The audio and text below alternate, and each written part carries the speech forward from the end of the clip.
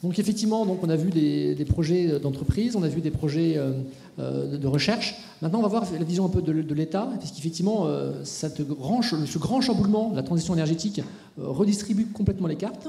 Mais est-ce que les jeux sont équilibrés? Est-ce que les dépenses et les recettes s'équilibrent bien? Est-ce qu'il y a des points de vigilance particuliers à regarder? Qu'est-ce qu'on a fait jusqu'à maintenant? C'est ce qu'on va découvrir dans quelques instants. Merci, bonjour à toutes et à tous.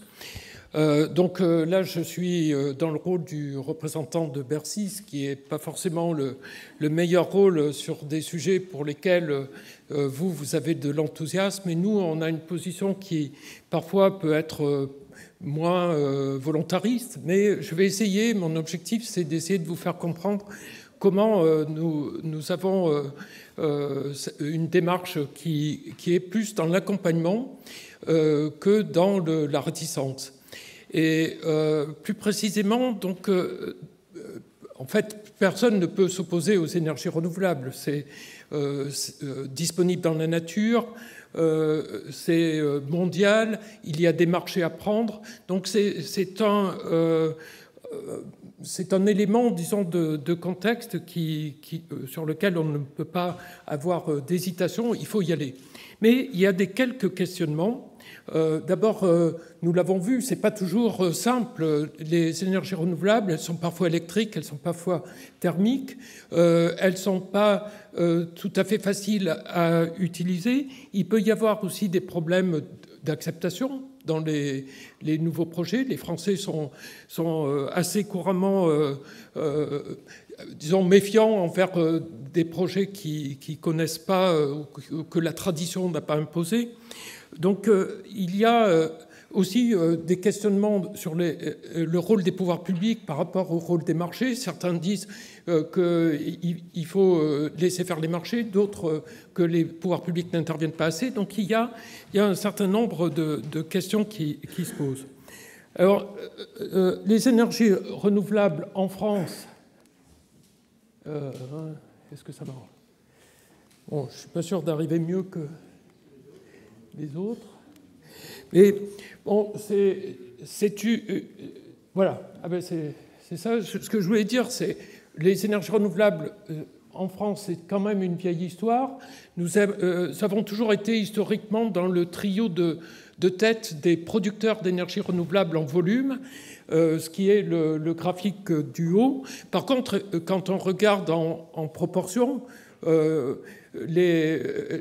en termes de consommation, de part de consommation d'énergie finale, la France est un petit peu en dessous de la moyenne, à 15% contre 16% pour l'Union européenne. Mais en fait, nous avons du volume qui existe depuis longtemps. Alors, si on regarde aussi la nature des énergies renouvelables, oui. Ah, je sais plus où j'en suis. Je vais pouvoir. Pourtant, j'ai bien appuyé sur le bouton de droite, mais. Alors. Voilà. Alors, le suivant. Voilà. Nous avons la chance d'avoir une grande diversité d'énergies renouvelables en France. Cela représente à peu près 24 ou 25 millions de tonnes d'équivalent pétrole produites par an, soit à peu près 10% de notre consommation d'énergie primaire. Cette diversité, donc, elle porte à la fois sur des énergies renouvelables thermiques, comme le bois, qui est quand même à 40%, qui représente 40% des énergies renouvelables produites. Ensuite, il y a l'hydraulique, de l'ordre de 20 à 25% selon les années, les biocarburants, les pompes à chaleur, l'éolien et les déchets renouvelables. Alors, en dessous de 5%, on trouve le photovoltaïque et le biogaz, dont on vient de parler, effectivement, qui n'arrive pas encore à 3%. Alors, ce petit rappel, alors attention. Ah non, alors ça doit être sur la gauche. Voilà. Alors, ce petit rappel de chiffres, ça vise surtout, alors ça a été dit ce matin, à bien rappeler que chaque pays a ses propres opportunités et ses propres contraintes, et que les comparaisons ne sont pas toujours valables quand on regarde un pays par rapport à un autre pays. Les énergies renouvelables, en fait, elles doivent être prises en compte dans la politique énergétique d'un pays. Donc, c'est la sécurité d'approvisionnement, la compétitivité économique et la préservation de l'environnement.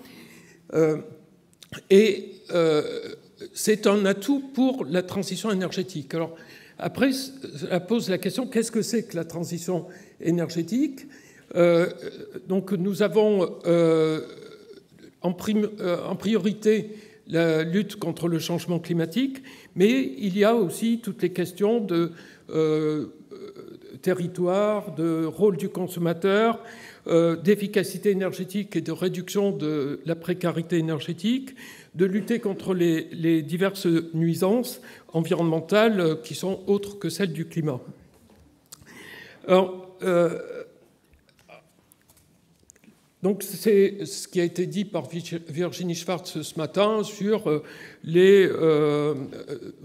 la politique, disons, mise en place par le loi de transition énergétique et les documents qui l'ont suivi, ainsi que le paquet climat et énergie propre pour tous les Européens qui a été mis en place par la Commission européenne.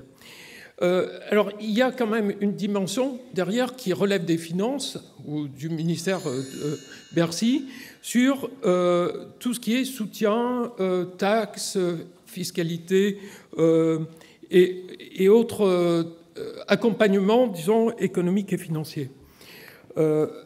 Et il existe aussi, alors j'ose pas trop appuyer, mais il existe également un partenaire important, c'est l'investisseur qui doit pouvoir bâtir des projets. Alors, si on regarde en France, actuellement, on a à peu près 3 milliards d'euros qui sont investis dans le photovoltaïque et dans l'éolien par an.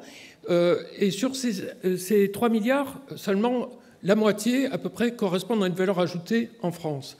Ça, du point de vue de Bercy, nous souhaitons que ça soit une part qui croisse pour profiter au développement économique de la France, à l'emploi, au commerce extérieur, en fait, qui est quand même déficitaire fortement pour la France.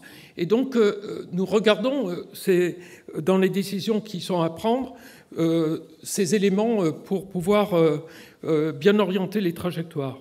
Alors, en conclusion, les énergies renouvelables, ça représente une opportunité à plusieurs titres. C'est un mouvement mondial dans lequel la France doit s'inscrire. Le coût des équipements est en baisse. L'emploi sur les énergies renouvelables, en fait, ce n'est pas dans la production d'énergie, ou peu, parce que c'est une activité capitalistique. L'énergie, ce n'est pas pourvoyeur d'emploi en tant que tel. Par contre, ce qui est pourvoyeur d'emploi, c'est la construction d'équipements. Et donc, l'idée, c'est de favoriser l'industrie française, qui a des atouts du fait de l'histoire industrielle de la France, et particulièrement dans l'énergie.